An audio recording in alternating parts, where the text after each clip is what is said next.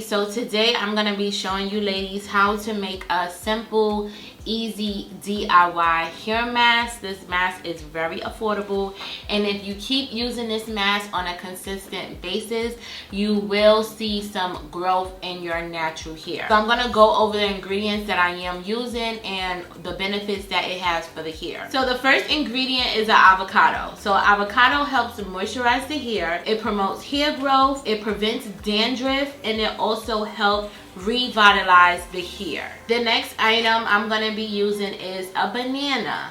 A banana helps soften the hair, it protects the hair's natural elasticity, it prevents split ends and breakage. The next item is coconut milk.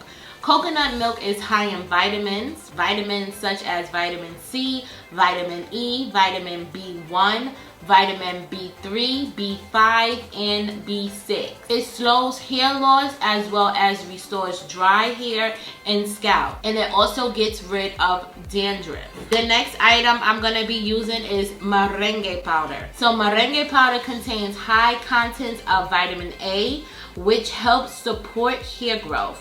It fights against hair loss as well as stimulate hair growth. Extra virgin olive oil helps detangle the hair. It leaves the hair feeling soft and shiny. It reduces and prevents split ends. Last but not least is Jamaican black castor oil. It aids in hair growth and it keeps your hair moisturized. And I do have some measuring cups, a measuring spoon. I do have a blender. So I'm going to put everything to the side, and I'm going to start off with my very ripe avocado.